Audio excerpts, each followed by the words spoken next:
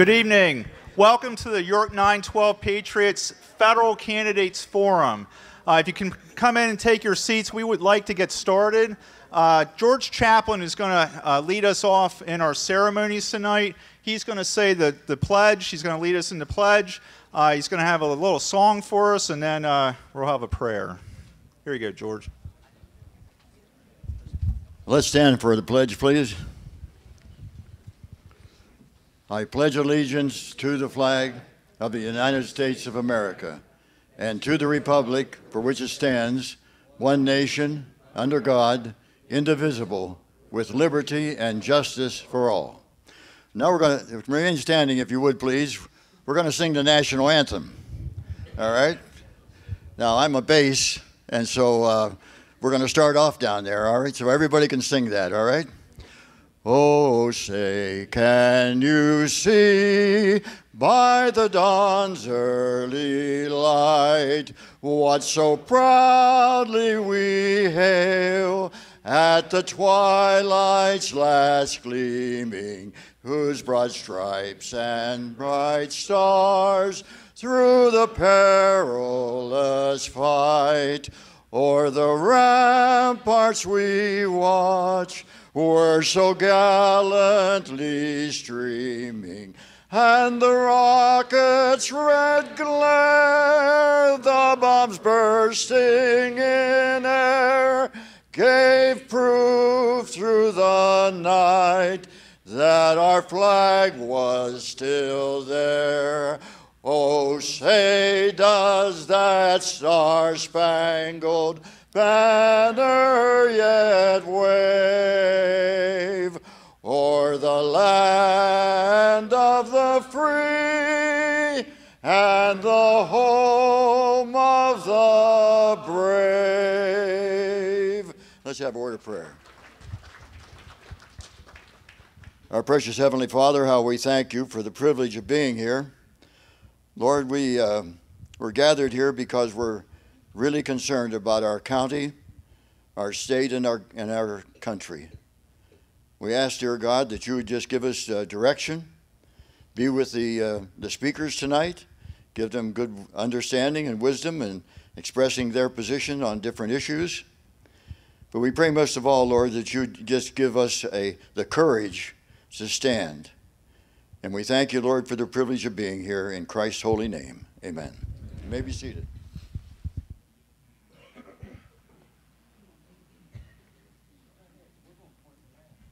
Thank you, George. Hey, I want to thank everybody for coming out tonight. I can't tell you how jazzed I am about having the candidates here. I mean, this is what American politics are all about. So the other thing that we did not mention, I don't think it was mentioned in the newspaper ad, is that we're going to have a straw poll afterwards. So we're going to have a straw poll for the Senate candidates and for our federal seat, I think it's a 4th district now. And then on the back, and we made a mistake, Matt actually brought up the fact that we should probably have a presidential straw poll. So on the back, if you can, write in who you think should be nominated for the Republican nod for the presidential election. So we'll have the straw poll ballots going out during the forum, so hold on to those, and then you can hand them in at the end of the forum.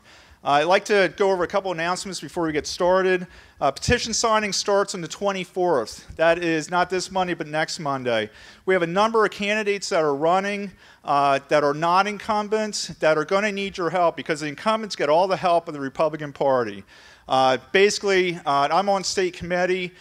There's memos that go out to the state, to the counties, that they're not allowed to allow any other petitions other than endorsed candidates at Republican-sponsored events, which I think is completely wrong. I came on state committee to change that. We have pie in the sky in our eye, and it's a hard push. But anyway, the petitions are going to be started on the 24th. Goes for 3 weeks. We have a couple candidates here that are running. We have Steve Johnson here that's going to be running for the 15th Senatorial District in Pennsylvania. Steve, could you raise your hand? I'm sure Steve's going to need some help. We also have Carol Tignall, who is here for Ernie Marasotas. He's going to be running, what's the district? on the 93rd district that Ron Miller currently holds. We also have Frank Pinto. Is Frank in here? Frank Pinto, he's running for Auditor General. All these guys are going to need your help. We also have Jason McNew, who's running against Will Tallman in Adams County. He is not here, but all these people need your help.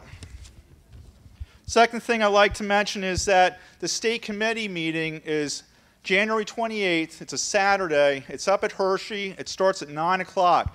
We want as many people up there as possible because we do not want any endorsements. No endorsements. The state committee doesn't seem to understand that the common person does not want their candidates chosen for them before the primary, and that's what happens. The state committee endorses a candidate, they get all state committee money, and it's money, it's Republican money going against Republicans before the primary. It's unfair. We have a number of ads running on WHP 580 starting next Wednesday up until the state committee meeting that's calling for an open primary. We need your support up at state committee so they can see that the people do not want this. So please come up to the state committee. We have t-shirts in the back that you can wear that we can sell you, that you can identify fellow Tea Party members. Leanne, my lovely wife, is holding up a t-shirt right now. It's if you notice it, it's a kind of an animal on the front and it has a cross against it. I think that's a rhino. Yeah, I think that's a rhino. But anyway, we have t-shirts over there for sale. We also have Agenda, the movie Agenda. We caught a little bit of flack for showing that movie while Mr. Platts was here, but we have it on discount right now, $10 for a DVD. I've sold 30 of them at my church alone. Please, I want to sell those out. I do not want to take those home tonight. The next thing is February 2nd is our next meeting. We're going to have petitions available for all non-incumbents for signatures because they can't get their signatures signed at the Republican organization event, so they're going to get them signed here. We'll also have David Baldinger talking about property tax elimination. He'll be our speaker. And the last thing I'd like to mention is that we have a box back there for the York Rescue Mission. It's a Christian organization. The items in that box are towels and washcloths for the women and children's shelter, emergency shelter. We have a heart. We're not all about politics, and we're people too, so we want to give back to the community. So what we're going to do also is we have a jar that we generally pass around for donations. We're going to give them the towels and the washcloths in that box, and we're going to give them 30% of the donations that we get also. So I appreciate any help that you can give us. And I think that's it for the announcements. Leadership Council. Oh, it's baby stuff next month. So any kind of baby items that you can donate would be fantastic. And I think that is it. Leadership Council is coming up real soon. We'd like to get people signed up for that. That's sitting around the table up there anyway. But we're going to start the forum right now. What's going to happen is I'm going to introduce all the candidates. They're going to have an introduction. And then once they're seated, Matt Briette, could you please stand up, Matt? Matt Briette with the Commonwealth Foundation, he does yeoman's work for state issues. And I want a round of applause for Matt. But Matt is our moderator. He has a set of 10 questions for each candidate. He has autonomy as to choose which candidate he wants to ask a question at a time. They have 90 seconds to respond. We have a timer up here, Bill Bishop. He's on our leadership team. But he has very nice, no, not muscles. Very nice sign, 15 seconds, and a stop sign. I feel like I'm in kindergarten. But anyway, we have a timekeeper, and then when we get closer to 9 o'clock, then we'll end it with a final remark by each candidate. And then we'll have the straw poll, and then hopefully that'll be publicized. It'll be printed in the paper. So I'd like to start. Is Brian Kelly here? I don't think I saw him, but I don't want to miss him. But Brian Kelly's not here. Our first candidate is John Kensinger. He made the long trip from Western PA. John, come on up.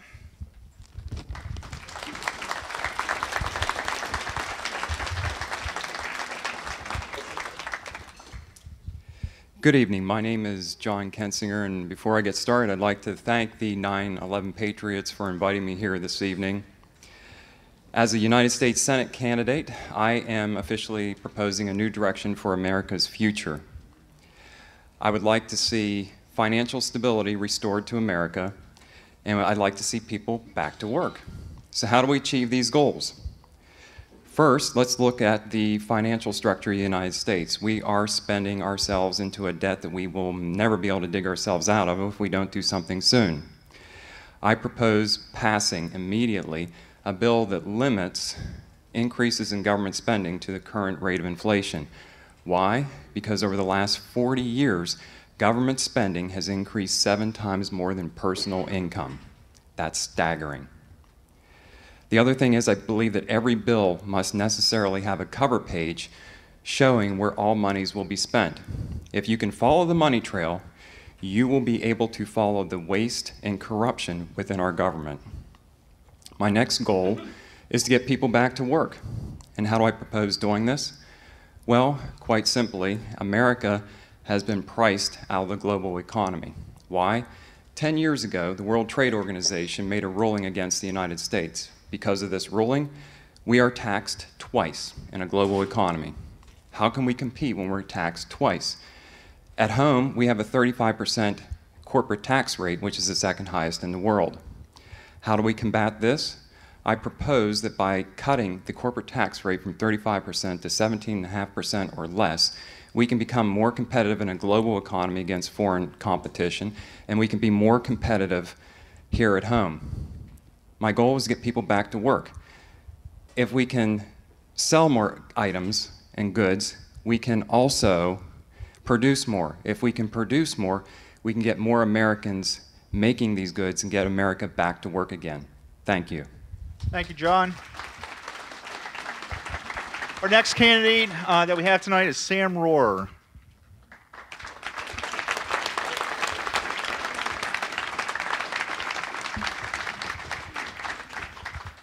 Thank you, Scott, and thank you to the York 912 for the event this evening.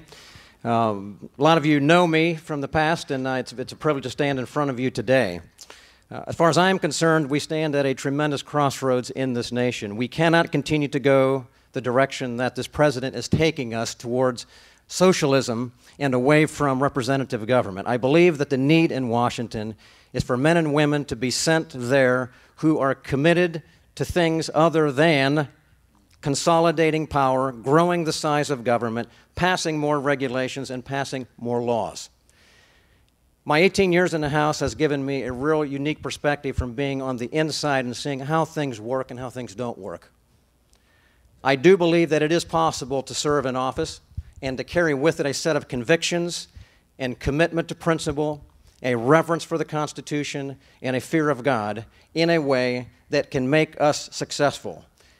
We are like a ship about to come against a pier. The captain's been asleep. The boat is in backwards. We're very close to hitting on the dock. We cannot turn that around with legislation.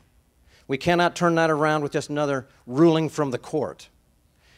It can only be turned around with people who are committed, as I say, to a fear of God, and absolute truth and moral truth, to a commitment and reverence for the Constitution that is the underpinning of a representative republic, and then a commitment to not compromising conviction and principle so that we scale back a bloated government, respect and defend individual freedom that is guaranteed by the Constitution, and to restore the proper balance of the federal government to the state government. Therein, we can address the problems that face us. Thank you.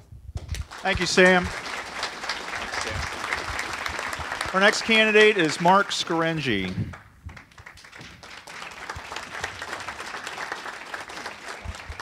Thank you, Scott, and good evening, York County. And I've been traveling all over Pennsylvania for the past year and a half, asking Pennsylvanians to give me the opportunity to challenge and replace and dethrone Robert Casey as our United States Senator. And I am running for the United States Senate to stop President Obama and Senator Casey from continuing their assault on our liberties, on our freedoms, on our free enterprise system, and indeed the very American way of life. From their bailout of those failed Wall Street investment banks, to their takeover of private companies, to their nationalization of entire industries, to passing the government stimulus spending bill, where they borrowed nearly $1 trillion to protect the jobs of government workers, while millions of workers in the private sector lost theirs, to their massive new regulations from Dodd-Frank and to what I refer to as the abomination known as Obamacare. President Obama and Senator Casey have launched an assault on the very freedoms that we hold dear. And that is why I am running to replace Robert Casey and restore freedom to America. Freedom, liberty, independence, self-reliance, personal responsibility, the first principles of our founding fathers. I want to restore the constitutional republic they created and bestowed upon us. And with your help, we can do just that. Thank you very much. Thank you, Mark. Our next candidate is Tom Smith.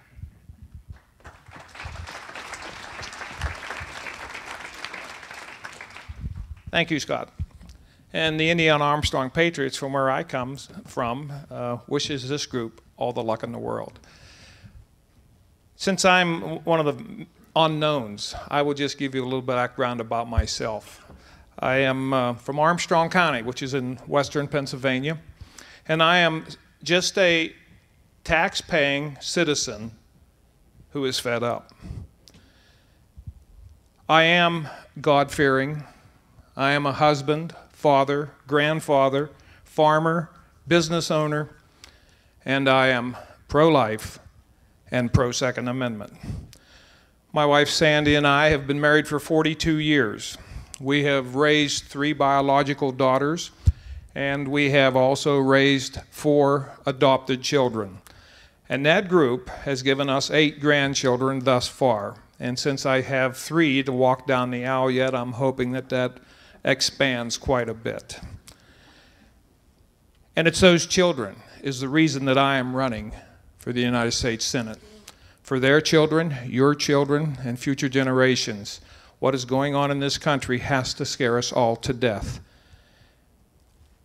I have many reasons that I have to do this, but the biggest of all is those children.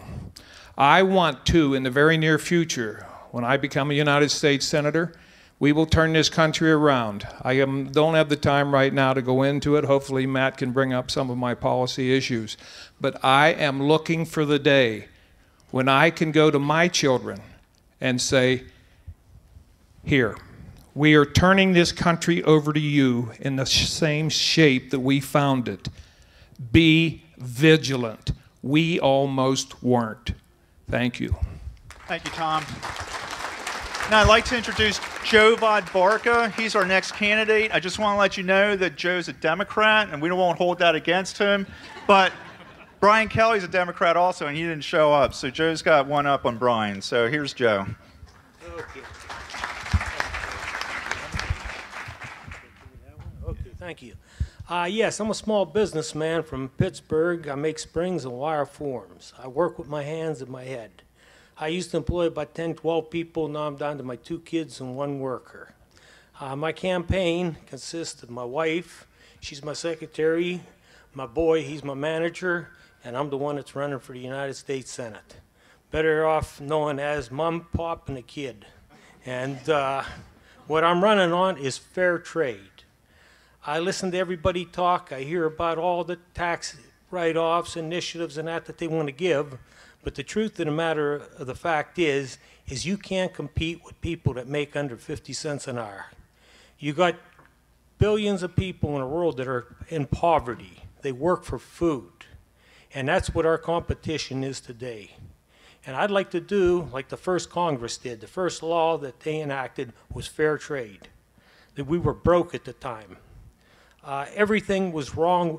We had all kind of problems at the time. The government didn't have no revenue, and that brought revenue back to the country. And for I don't know how long it was, it paid for the government, paid for everything in the government. I'd like to see a big tariff put on China and all these 3rd and 4th world countries. I'd like to go and all the companies that abandoned America, that took these jobs. We never lost these jobs because we make faulty products. They were just taken from us. We never seen it coming. Today over in China, I talked to a businessman yesterday, a customer of mine from California, and he says over there, you can't believe the industry and the work and everything that they have. Those are our jobs. I want to bring them back. That's my slogan, by the way, bring them back. I'd like to do some other things too. I'd like to see if we could get laws passed where the federal government can't borrow money. And their favorite place of borrowing money is from Social Security. I'm on Social Security. I'm 68, and if we could stop them from borrowing, that would be something that could really bring this country back. And if we had the jobs, everything back, we got 3% of the country here that pays 40% of the taxes. Let's get them people to work for us. Start hiring people. You don't want to tax them to death like they come out. These are the geese that laid the golden eggs. Thank you, Joe. Okay, sir. Thank you. I don't want to tell you, you're talking, you know, I'm agreeing with what you're saying. All right, next candidate is Steve Welsh. Thank you very much.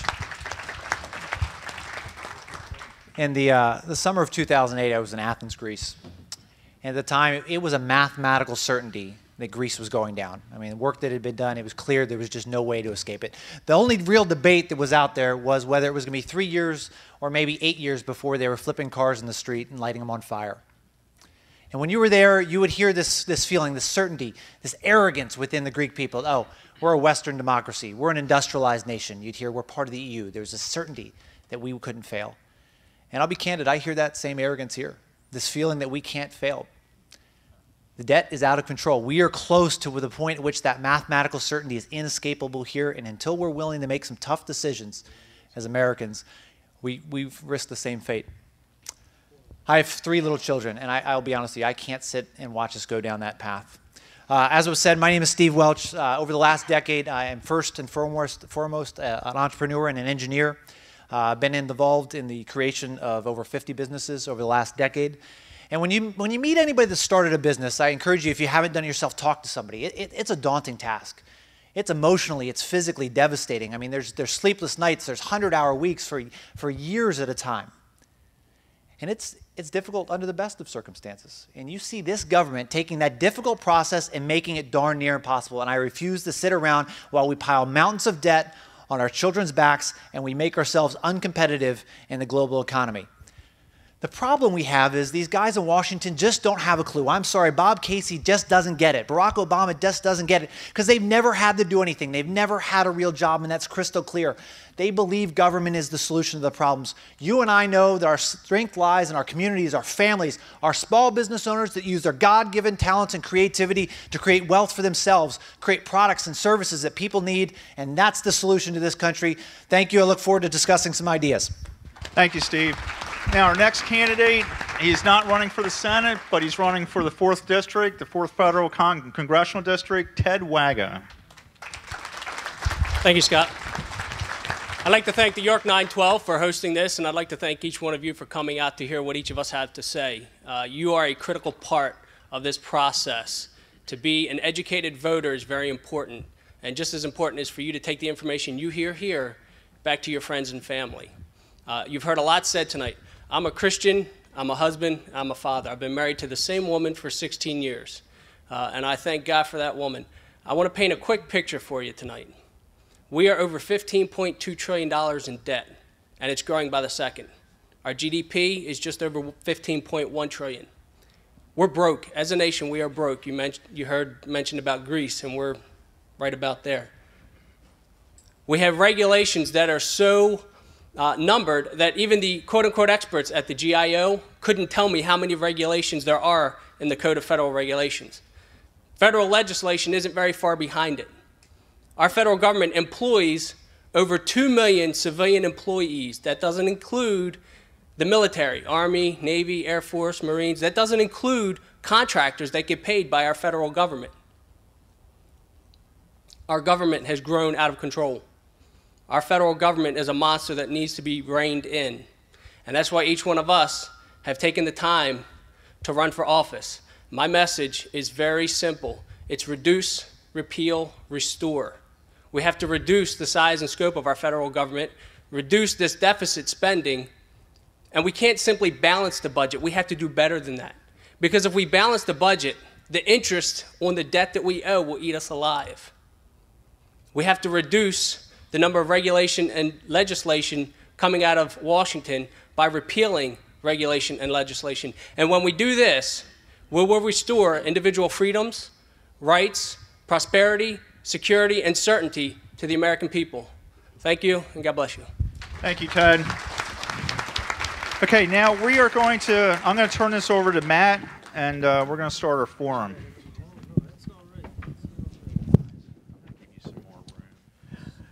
Thank you, Scott, and thank you, York 912, and thank you, candidates, for coming out to give this audience a better perspective on your positions. And I have questions that were developed by York 912. These aren't mine, although I may throw in a few here as we go on. There are some that I will ask all of you to answer. Others will be directed towards you individually, and we will proceed. And you will have 90 seconds to answer. Feel free to take less, because then we'll get more questions in. We intend to get out of here on time. The first question, and it goes along the lines of Scott's discussion before we began, with regard to the endorsement process. The Democratic and Republican parties will gather in Harrisburg and decide whom will be the party's candidate for U.S. Senate, for Congress. If you do not receive the party's endorsement, will you continue in the primary? We'll start with John and work our way down. And feel free, if you want to explain yourself, go ahead, or if it's just a yes, no answer, that's fine as well. Yes, absolutely. I intend to continue to move forward with or without the party's endorsement. I believe that it should be the American people and not a party that should select a candidate. And I also believe that competition is good. How can we have the best candidate if we don't have competition? We need to open the gates up and allow competition, allow open primaries. Sam? Matt, the answer would be yes, I do believe I will continue. But I think it is best for the party. I think it's best for the advancement of issues, and I think it is best for the people of the state to be able to see a spirited debate throughout the primary, which endorsement process more often than not shuts down. And so that's the answer. Mark? Yes, thanks, Matt. I don't believe the Republican State Committee should endorse. Because invariably what happens is the party bosses and the leadership of the State Committee choose the endorsed candidate, and I think that's wrong on many grounds, and first and foremost, it's wrong upon principle. I will continue, if I don't receive the endorsement, I will continue to run all the way through Election Day. I believe the people of Pennsylvania should decide who is best fit to represent them in the United States Senate, and not the Republican State Committee or the leadership or the bosses who run State Committee. I'm for freedom, and I'm for individuals selecting our nominees to the Congress. Tom? Matt, I will continue to run irregardless of the endorsement. I started this campaign, and I've got a lot of support, a lot of people that I promised I would see it through to the end, and I will. And come April, if I am not that nominee, whomever that is, I will support fully. But until that time, I love a good fight. Joe, when the party endorses you, will you ask Bob Casey to discontinue his race? That's a sore spot. The last election, I was on a ballot. I was on there for approx 3 weeks, and as far as endorsing me, they spend a fortune. I don't know how many senatorial yearly paychecks were spent to get me off the ballot. And I get in there. I got in the last time with my Social Security money. That's all I spent. So it's there on public record. My boy and my wife, those were my helpers. And if no one else in the country wants to join me, we'll fight. The three of us will fight them on all the way, you know. But I'd like to get in there because, well, a lot of people tell me if I got in there, I couldn't get nothing done because of the attitude. But I'll tell you one thing, you'd know I was there. Thank you. As you can tell, this group likes attitude. So, Steve. You know, one of the neat things about this process is you get to travel across the state. And the last couple of months, I've been to 52 counties, put over 10,000 miles on the car already. It's a big state. People are engaged at a level they haven't been before. The state committee people, I will tell you, are getting out and getting to know the candidates. I've sat down with the majority of them. They've really had an opportunity to get to know me. Certainly had an opportunity to get to know them. And I think that this process, you know, we have to understand a couple things. One, this is not a red state. This is not an open primary, or not a this is not an open seat. This is an uphill battle no matter who it is. And if you look at what's happened in the presidential election right now, I mean, it's appalling. You literally have presidential candidates attacking capitalism because of their own arrogance to try to win the election. This is not about Steve Welch, any other person on this candidate. This is about making sure that in this country, we get rid of Barack Obama, we get rid of Bob Casey, and I'm going to do what's best to make that happen. And as long as this endorsement process is an organic one in which people within the party can vote their conscience, it is not from the top down, but organically, I'll support that, and I'll do what I did in 2010, which is I'm going to go work my butt off for whoever is the candidate to make sure that we win. This, again, is not about any candidate on the stage. This is about making sure we win. I'm not sure if I heard a yes or a no. I'm sorry. As long as it's an organic process, I will support it, and I'll get behind whoever the candidate is. Yeah. Okay, Ted. I'll keep my answer very short. Yes, I will continue to run with as much vigor as I have now, and even more so. Great. Thank you all. Let's get to some questions to each of you specifically, and I'll probably jump around here. Let's start with Sam. One of the questions was, and you talked about being committed to principle and not compromising those, but while in the Pennsylvania legislature, you supported the legislative pay raise. How do you explain that vote? Well, I explained that vote by saying that was one vote I wish I had not made. And that was not and I worked hard for its repeal, and it was repealed. Thank you, Sam. Tom, up until August, you were a registered Democrat. What part of the Democratic platform appealed to you for all those years, and why did you decide to switch parties and not just run against Bob Casey? Well, I was registered as a Democrat when I was 18 years old. That's what my parents were. But one thing, Matt, we need to put in front of that Democrat is conservative. And I think there's another gentleman here tonight that fills that bill. I was first and foremost a conservative for the whole of my life. I just never switched parties. I could do a lot of fighting from that side of the street, so to speak. Over the years, I have been very, very active in conservative causes. Commonwealth Foundation, Heritage Foundation, Pro-Life, NRA. In the last 10 years, my wife and I have donated over $250,000 to conservative issues and causes. Excuse me. Also, my wife and I have donated over that same amount to conservative Republicans. Let's bear in mind, I understand the thought on that, but Ronald Reagan was a Democrat, union leader. And I supported Pat Toomey in 2004 in the primary when that wasn't really, a lot of people didn't do it. But I also then supported Arlen Specter in the fall, and I wouldn't call Arlen Specter a conservative Republican. Thank you, Tom. Steve, why did you hold a fundraiser at your house for Joe Sestak in 2006, and what about Sestak's platform did you support? Yeah, good question. I think it's important we get accurate statements out there. I know that rumor has certainly floated around. From the time I'm 18 years old on, I've been a fiscally conservative Republican. The first candidate I ever worked for was Joe Pitts, stuffing envelopes for Joe Pitts when I was 18 years old. I will tell you, in 2005, the Republican Party had the presidency, we had the House, we had the Senate, and we failed. We blew up the size of government greater than any other administration had to date. And I, candidly was upset one day and went to the courthouse, changed my registration purely out of protest because the Republican Party at that point did not represent my values. My congressman at the time was Curt Weldon. Curt Weldon was not my kind of Republican. He was a big government Republican.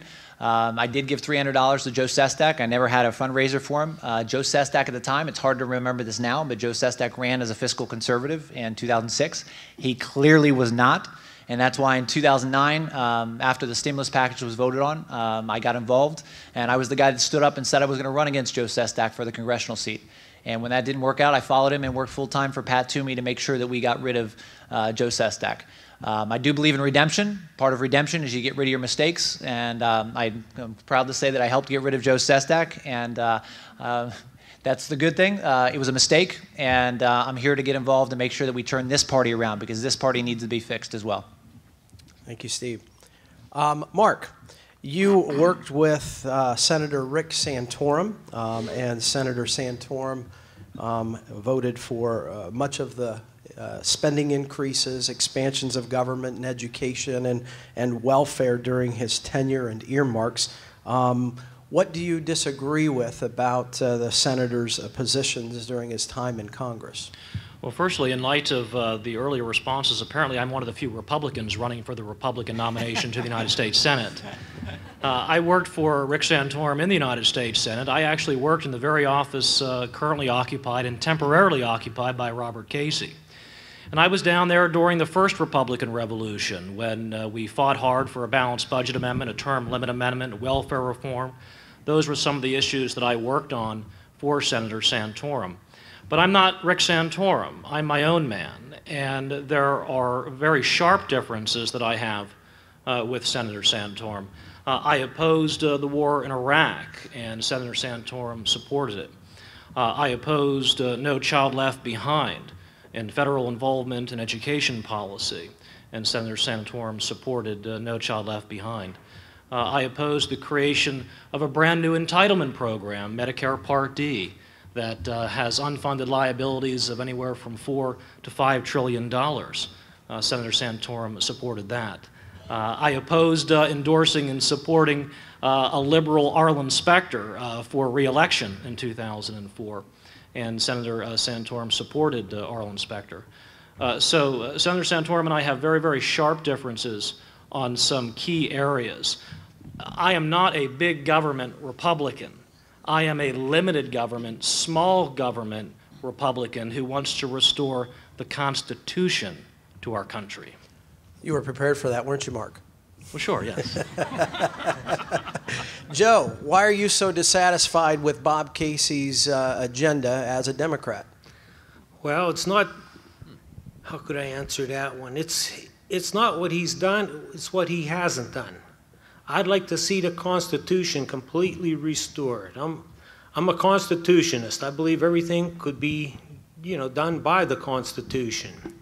And today we got a lot of people wanting to change it, and we got people in there that are changing it. They're naming other people czars. They even name things a Sputnik.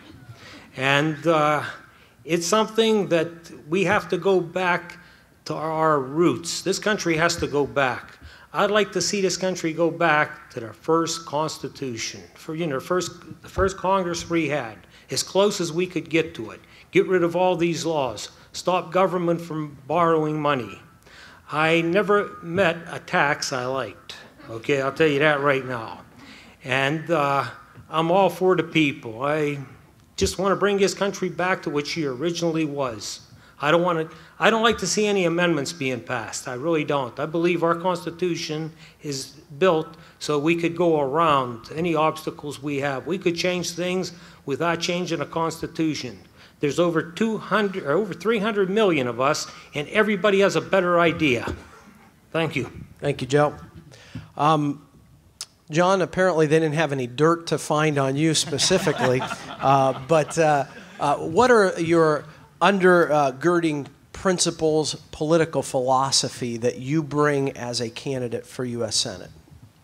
Probably my driving force is the belief that as government regulation and taxation increases, our personal freedom and prosperity decreases. We need to get the government out of our lives, and we need to restore responsibility back to the government. That's why I'm saying that every bill before our Congress must have a cover page showing where the money will be spent. If you follow the money trail, you will be able to track waste and corruption. Thank you. Ted, the person that you are running against is an incumbent, and I know he was invited but is not attending. But tell us why it is that you feel the need to run against an incumbent Republican. As I mentioned earlier, our government has grown immensely, out of control. What caused me to run against Congressman Platts was his vote, in addition to previous votes, but what was the straw that broke the camel's back was his vote for the Budget Control Act, the debt ceiling increase that occurred back on August 2nd. My opinion, that bill is nothing more than more spending and more debt for our country. We were already in bad shape. They had an opportunity to draw a line in the sand and hold that line, and they failed. He failed. He did not draw the line. He did not have the backbone to stand up and say, no, this is wrong.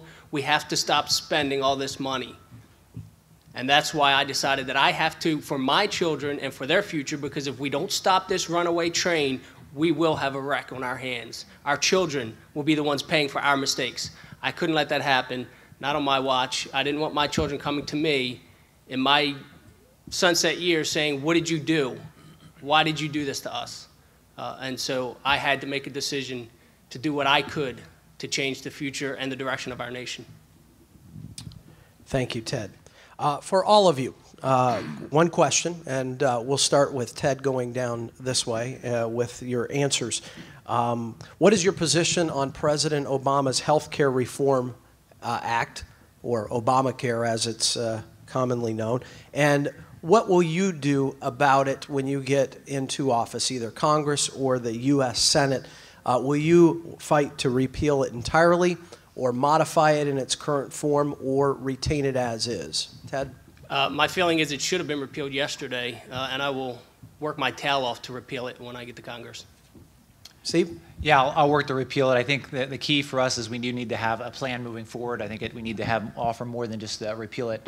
Does anybody know what the average life expectancy in this country was in 1900? Any guesses? 40? 48. 48. It's almost 80. Our healthcare system's done a lot of things really right. In fact, it's been the engine for the state of Pennsylvania. We are a major exporter of healthcare products, medical devices, biological drugs, things of that nature. I think we need to respect what's there. The key for us is to have competition in the marketplace. I'd like to see us return things to the states. I'm fundamentally a decentralist. I think by returning things to the states, we're going to get experimentation. Different states will try different things. We'll learn what works. We'll learn what does not. And from that, we'll have better policy moving forward. Thank you, Steve. Joe? I would definitely repeal Obamacare. And the best health insurance in the world is a good job in America where you could afford to buy a good health insurance. And my job would be to bring the jobs back, put everybody working so we could have that. Have the insurance of your choice. I got people in my family that are doctors and that. And I would go in there and jobs, just get plenty of jobs. You could keep your Medicare, you could keep your Medicaid. And Social Security is not an entitlement. Social Security is something that, we paid into all our lives. And that's something they shouldn't touch. We'd have money for Social Security. This country could really get going if we got the jobs back. We have, everything. Everyone get their own insurance. Thank you, Joe. Tom? Matt, in my opinion, Obamacare needs to throw it out as quickly as possible. I had 130 employees I was covering with health insurance. The total was 500 people. And I know precisely what went through my mind when that was passed. And I can tell you it was not any thought of expansion. It was, what now? Over the years, as I was buying health insurance for my employees, it was always, I could only buy in the state of Pennsylvania from 4 companies. There is some things that need done with the health care that was in existence before Obamacare. And we can do those, and we probably should do those. But one thing that neither Obamacare or when I was buying insurance from private companies, one thing that I adamantly feel does need addressed is tort reform. I had so many with workman's compensation that I was paying and health insurance. I know it was driving up the cost many times over because doctors were afraid to do certain things. But tort reform, that is one thing. Buy insurance, be able to buy it across state lines, and have a little say in what you, the state of Pennsylvania dictated what coverage I had to have. And personally, I didn't want to cover acupuncture, but I had to. Mark. We have to repeal Obamacare on day one. It is perhaps the single largest intrusion into the free market, certainly in my lifetime. And it is preventing business owners from being able to expand and hire new workers because of the significant costs and burdens associated with attempting to comply with it. The individual mandate is patently and blatantly unconstitutional. For the first time in the history of our country, the federal government is compelling an individual to purchase a service simply because he or she is a citizen of this country. That is grossly unconstitutional, and I'm very hopeful that the Supreme Court will strike it down and remove it from the country. The way to drive health care and health insurance costs down is to remove the government as much as we can and allow the free market to work. The free enterprise system will drive costs down. My wife and I are employers. We have over a dozen employees. We provide health insurance to our employees. And every year the health insurance costs go up. So what we did is we simply moved to a low premium, high deductible plan with a corresponding health savings account. Now we can put tax preferred dollars into our employees' accounts so they can directly pay for the health care services they need. That's the way the free market works. It drives the health insurance costs down. Thank you, Mark. Sam. Matt, first of all, Obamacare, as we would call it, is unconstitutional. I have led the efforts in the House, in the Pennsylvania House, to oppose the predecessors of Obamacare because there have been efforts after the failure of Hillary Care. If we remember that back many years ago, the attempt to put single payer system in place with government control began with the implementation of Medicaid in the schools, expansion of medical assistance, and then adult health insurance in this state, and other aspects before it ever got to Obamacare on the national level. I've opposed all of those all of the way through. The reason is this: there is no constitutional authority for the federal government to either mandate the carrying of individual insurance or to be involved in it. If in fact it is to be done at all, it is to be done on the state level, and I have fought this issue and championed this cause for a long time. And it is very, very clear that what the attempt to be done here by the federal government is to take over a large segment of the private enterprise system and the best healthcare system in the world, and to replace it with centralized control. I really don't care whether or not the Supreme Court rules this unconstitutional or not. They ought to, but I ran for governor a year ago. Part of it was so that I as governor would stand up and would say we will not implement it. And I wish that would be done by the governors across the country right now, not waiting for the Supreme Court, but standing up and nullifying Obamacare. Thank you, Sam. John? Well, I would work toward the immediate repeal of this health care bill.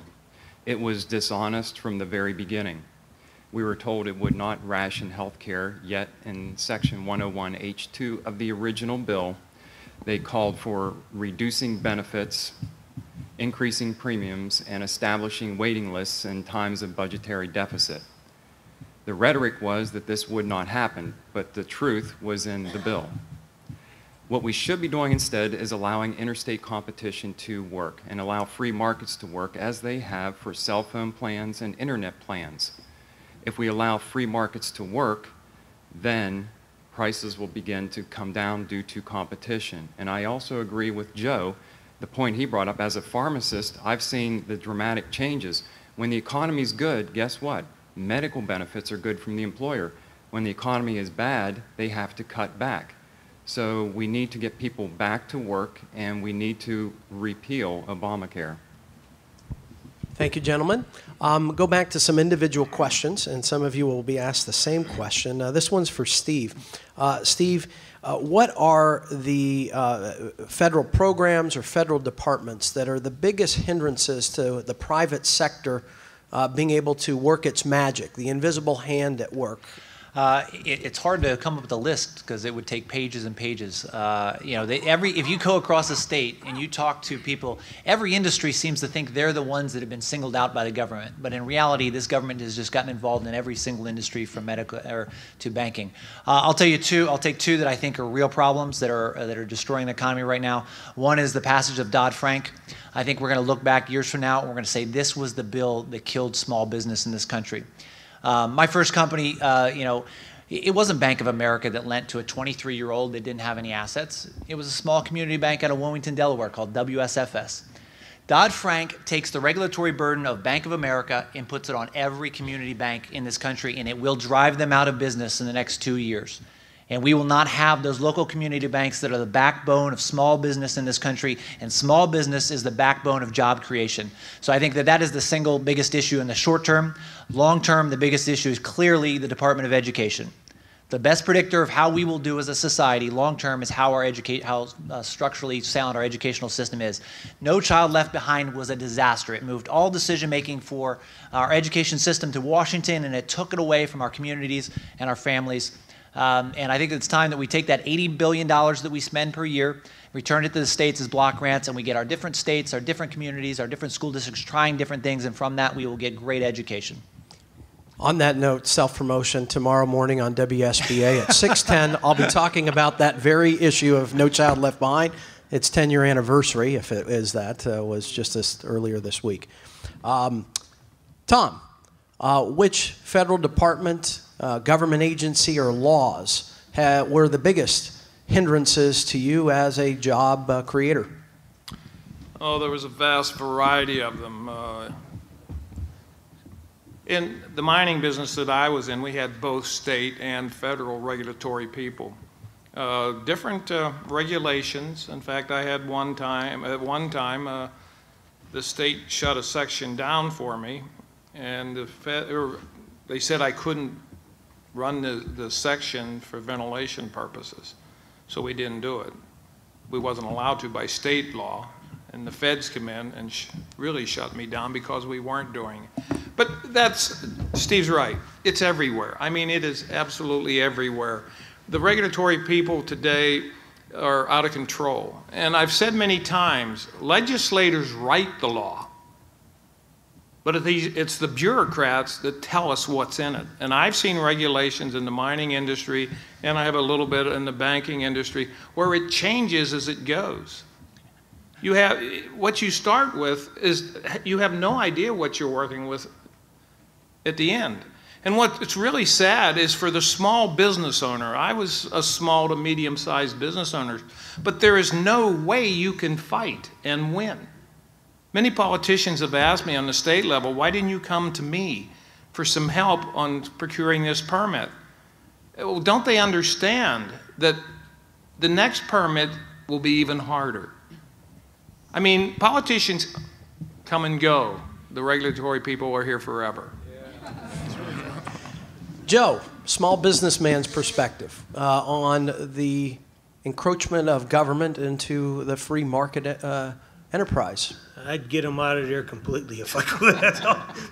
But the EPA, I've had a lot of experience with the EPA that I talked at the last debate. Something like the Federal Reserve, that's something that's, according to Thomas Jefferson, that's completely illegal. It goes against everything we stand for. I mean, we know nothing about them. We elect a Congress and a Senate that goes and passes the buck over to the feds, and they know nothing about it either. That's something that really has to be looked into. They have to be, I'd like to see the books, I really would. And getting off the subject a little, but the WTO, the World Trade Organization, that's something that if we pass laws here, we could be fined. We can't do this, we can't do that. Thomas Jefferson put it best, that this country, the only one that will govern Americans are Americans. I don't want no foreigner governing us. And that's something that I'd like to, get out of is the WTO. Thank you, Joe. Sam, what would you do about the illegal immigration problem here in America, and what would you do with the millions of illegal immigrants that are here in the U.S. now? Well, Matt, that's obviously an extraordinarily good question because it's so real and an impact on us. First of all, I think it's important to understand that we are a nation of immigrants, number one. This nation has always opened its arms to those who would want to come be a part of our culture, learn our language, and follow the laws. Unfortunately, when the law is not enforced, as it has not been for a long time, we have now the problem with 20 million plus, who knows how many exactly, are here illegally. So now what is the problem? What is the solution? I think we simply have to enforce the laws, meaning you do have to close that border. You do have to prevent the crossing over of those who are seeking to enter illegally. Secondly, I believe that we need to eliminate the provision of taxpayer-provided services to all of those who are not legal. Otherwise, you lose standing as a citizen. And I really believe that if that, in fact, is done, many of those who are here illegally will go back home. We encourage illegal activity by not enforcing the laws.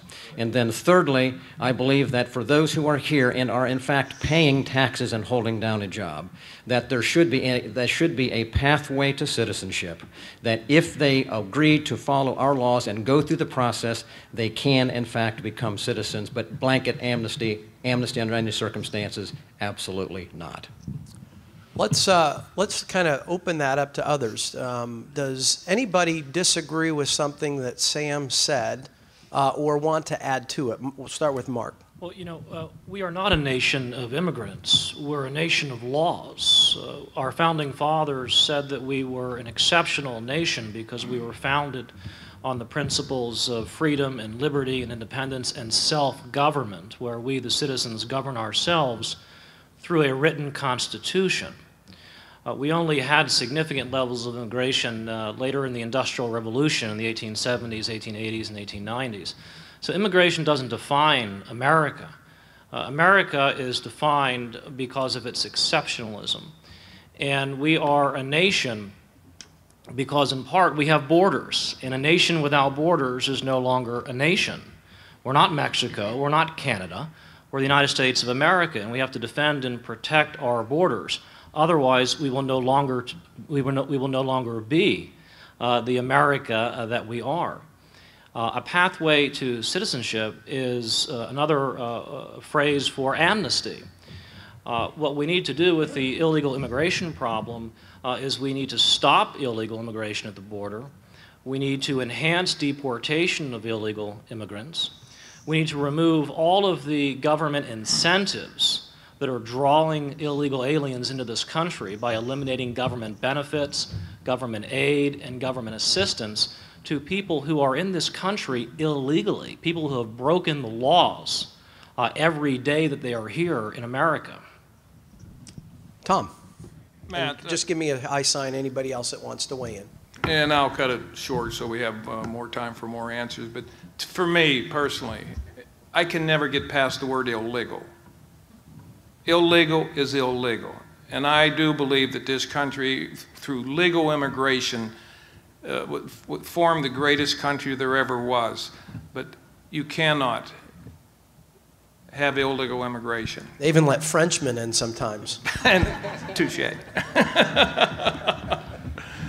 I just wanted to go on record that why the laws have not been enforced, that's a question that someday we need to ask a lot of our politicians.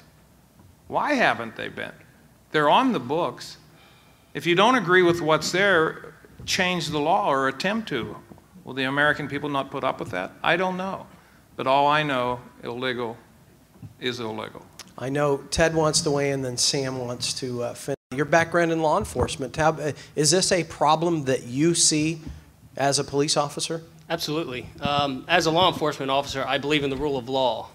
And when they're here illegally, that act alone is breaking the law. So there already a criminal at that point.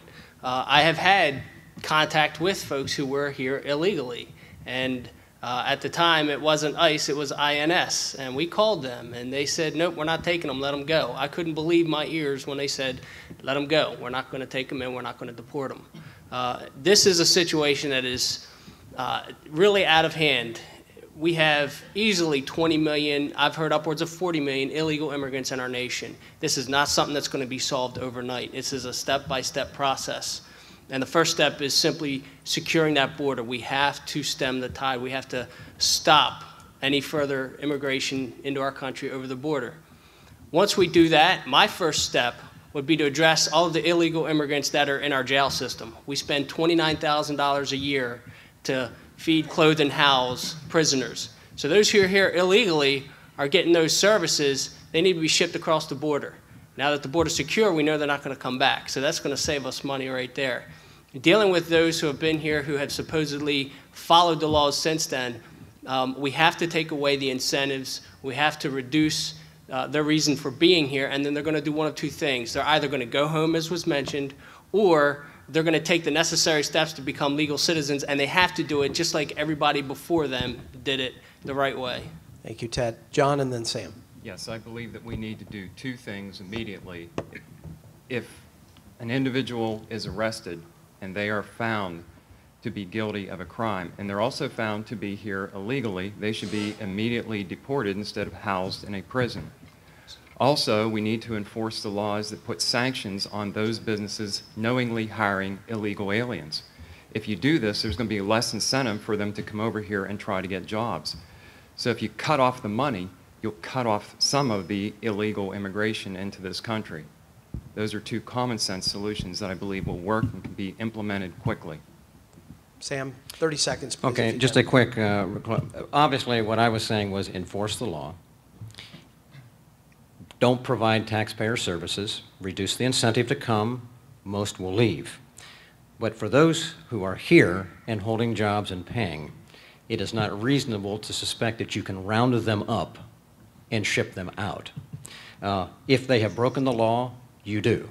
If they are here and breaking the law, then you move them out. But a pathway to citizenship without amnesty is not a wrong thing. Thank you. Let's do another round of where I'm going to ask you a singular question. All of you will answer. We'll start with Tom, work our way this way, and then swing back around. The question is this. What is your position with regard to abortion, and what should the federal government's role be in protecting unborn children?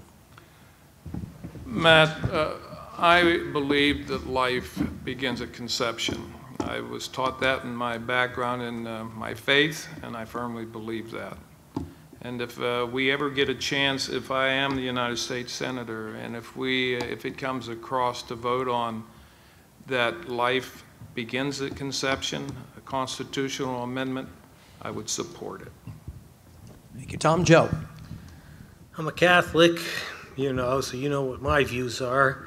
But I wouldn't change the Constitution. I'd try to change it at the source where it all began, with the Supreme Court. And there are methods that we can do that by the people that we elect. And it starts with whoever we elect as president, because I think the next time they're going to nominate like 2, maybe 3 Supreme Court judges. And if I was a U.S. Senator and they came and I had anybody that felt like the Constitution, everything else, and they wanted to, bring it back the way it was before, they would definitely have my vote. Steve? Well, Joe, Bob Casey's also a Catholic, and he is not pro-life. I'm proudly and openly pro-life. If I challenge everybody here, go find a child under the age of 25 and ask them to see their baby book. And from that, you'll likely see in the very first picture will be of them in the womb. And I think that fundamentally changes the argument. That allows us to win the hearts and minds of voters as they come of age. And that's why this is the first generation that's predominantly pro-life. And I think we're going to see policy follow quickly behind. I would, advocate strict constructionists as judges. I think that's the most important thing a senator can do into protecting the life issue, and that's what you can count on from Steve Welch. Ted? I am 100% absolutely and unequivocally pro-life. I believe life begins at conception. I would not be in favor of abortion for any reason whatsoever, whether it was rape, incest, for whatever reason. Our Declaration of Independence says that we are endowed by our Creator with certain unalienable rights, and that among those is life. Life is precious, and the government's role and responsibility is to protect it. And on that note, I would be looking to repeal Roe v. Wade to protect the unborn child. How many of you have heard stories where somebody murdered a pregnant woman, they were charged with double homicide, the woman and the baby in the womb? That's against the law, but the woman can kill the baby herself, and that's not. That makes no sense to me. Thank you. Thank you, Ted. John. I am a pro-life candidate. I believe that the federal government was never intended to or should fund abortion. As a senator, I would oppose all federal funding of abortion in the United States and abroad. Sam? Thank you, Matt. As probably the only individ candidate up here, I have cast pro-life votes consistently. When I ran in 1992, I ran as a pro-life without exception candidate. And I believe that that is the case. Life begins at conception. It is government's responsibility to protect life, particularly of the most innocent. And that starts right there at the beginning and goes all the way to natural death. Government should not be involved in hastening or aiding and abetting any premature departure of life of any person.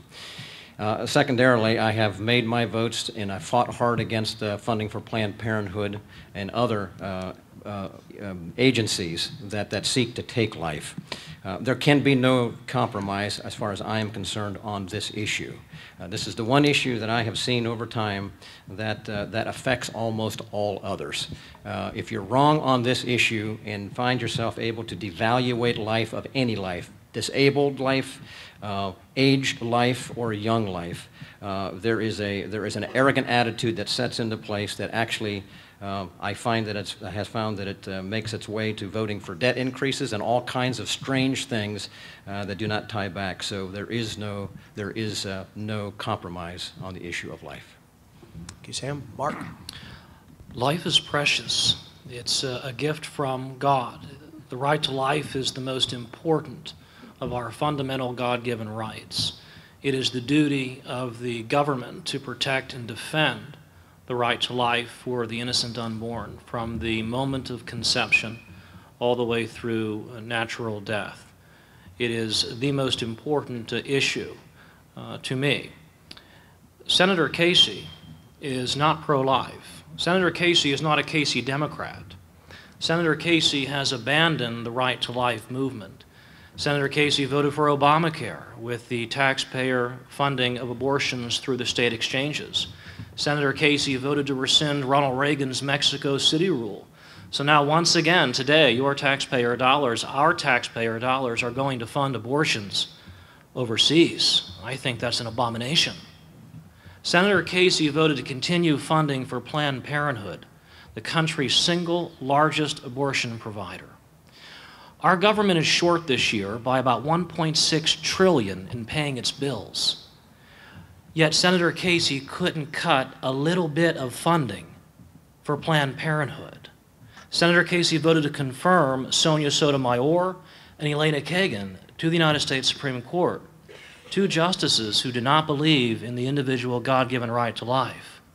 We must do everything we can to replace Robert Casey in the United States Senate. All of you identified yourselves as pro-life. Some of you distinguished that, saying without exceptions. How many of you are, and just raise your hand, are pro-life without exception, that is your position? Okay, thank you. Let's go back to individual questions, and we'll start with John. John, a balanced budget amendment is not realistic.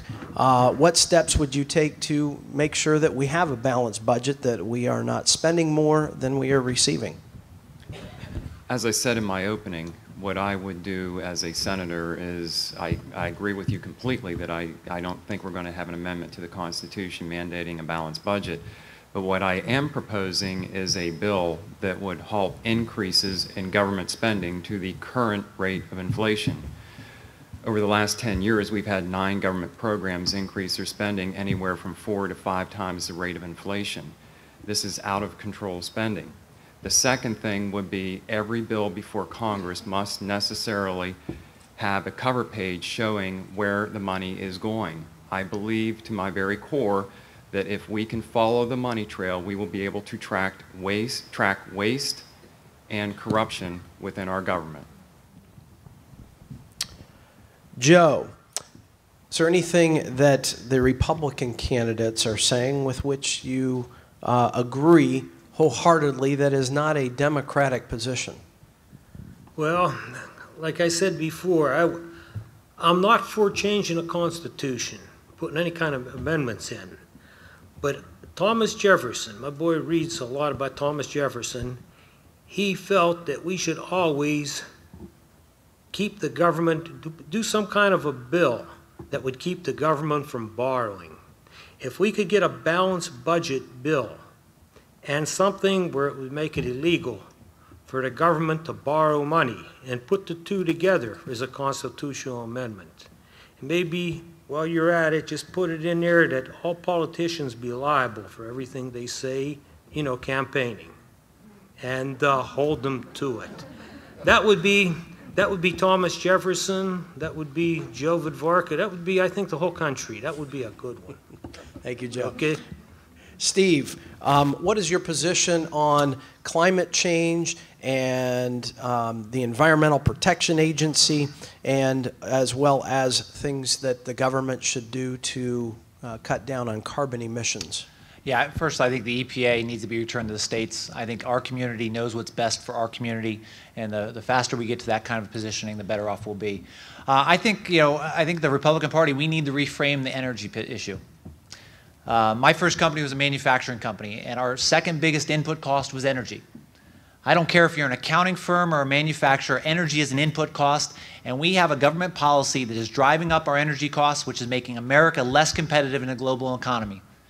And while the rest of the world, or at least Asia, Europe's pretty screwed up, but Asia has figured out that energy is an important issue, and they have driven down their energy costs, so their manufacturers are becoming more efficient. So I think the other area we've made a mistake is to act as if drilling is not going to have an impact. I mean, the Marcellus Shale here is the greatest opportunity of our lifetime in this state. By the same token, whenever you engage in the environment, you're going to have an impact. I mean, any person here that has built a house, as you built that house, there was an impact on the environment. That doesn't mean you don't build the house. None of us are living in caves. We looked at that and we said, this is worth the risk. And drilling in this country is worth the risk. Drilling in Pennsylvania is worth the risk. We will have huge economic value from that. By the same token, we will have issues that will arise, but it doesn't mean innovation will solve these issues. Technology will solve these issues. At one point, the Cuyahoga River caught on fire. That doesn't mean we stopped making plastics. At one point, we were worried about the ozone layer. That doesn't mean we stopped refrigerating our food. We developed better technology, and that's the solution. And I think Republicans, as soon as we can address this and talk about this as a real issue and indicate we will have an impact on the environment, but that is an acceptable risk, I think, then we're going to struggle to win this argument. Tom, you were in the fossil fuel business as a coal miner. What about alternative energy, such as wind, solar, putting grass in my gas tank, I guess? That would be nice, actually. What's your position on alternative energy? What should the U.S. policy be? I have no problems whatsoever with alternative energies. I think it's great, but the government shouldn't be doing it, and they shouldn't be subsidizing it. Free enterprise is the key to that. If in the future, free enterprise people and the system and companies can figure out how to make wind power economical, great. But we cannot afford to have wind power and solar rammed down our throats. If it's viable, free enterprise and private business will bring it to the light. Thank you, Tom. Mark, when is foreign aid appropriate or justified? Never. We should eliminate all foreign aid to all nations around the world. The United States government is approaching bankruptcy. We have a $15 trillion national debt. We are adding about $1 trillion a year to our national debt. We have unfunded liabilities owed to Social Security and Medicare that by some estimates exceed $100 trillion. We do not have the budget to provide foreign aid to foreign nations. And secondly, we have to reform our entire foreign policy and rethink what we've been doing over the past several decades. We've been taking money from the taxpayers and giving it to dictators in foreign lands and hoping that they do our will. And too often, that has had disastrous consequences. All of this interfering and intermeddling in the internal politics of these foreign nations, unfortunately, on many occasions, has led to unintended consequences that have harmed the national security interests of the American people. The Central Intelligence Agency refers to blowback from constant U.S. intervention and intermeddling in the foreign affairs of these foreign nations, particularly those in the Middle East. Let's cut all foreign aid. Let's save the taxpayers' dollars. Sam, should the United States play the role of the world's policeman, kind of along the lines what Mark was discussing? Matt, I do not believe that the United States has either a responsibility nor the authority constitutionally to be the world's policeman. It is ever apparent that we do not have the economic means to be the world's policeman.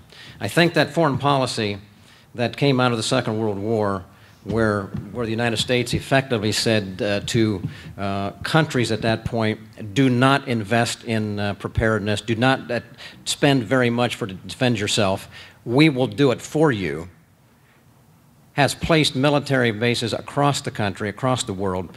Ultimately, I do not believe that it has created for greater security, but it has created a dependency of these nations on the United States. We simply cannot handle that debt, and we cannot guarantee the security of the world. So I think from that perspective, it is not our authority. We do not have the money to do so, and the result of it is we have created perhaps more insecurity than security. Our friends need to help defend themselves. We need to have defense alliances with our friends, and our enemies need to know that if they tamper with our friends or tamper with us, that our military is strong enough to tell them who's boss. But we don't go looking for war, and we don't act and parade around the world as the policeman. Thank you. I think, is Ted the only one that I have left as it for an individual one on this one? I think I got everybody. Ted, question is, used to be that America took care of its poor through charitable means, through communities, churches. What role should the government play with regard to charitable work? Before I answer that, I'd like to go back to the pro-life question. There's something that I didn't mention in there that I would not be in favor of, and that's embryonic stem cell research. I would stop all funding for embryonic stem cell research. Getting back to charities and the government's role in charitable work, I believe that that's the church's job. You know, that's how it was set up, is the church's job or the community's job.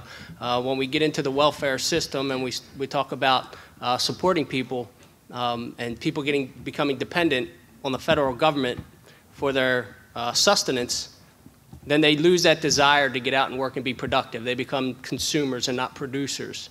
We have to reduce the number of consumers that are living in the United States of America and increase the number of producers. The way we do that is to reduce the incentives for being on welfare and being on these types of programs. They had the opportunity to do that. They extended it for another 99 weeks, I believe.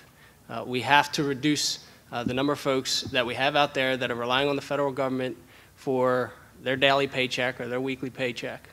To get these entitlement programs in check, we have to reduce the waste, fraud, and abuse. We have to reduce the cost of administering these programs, streamline the process to reduce the cost of it, and encourage, through economic growth, producers to once again get back out there and work again instead of consuming.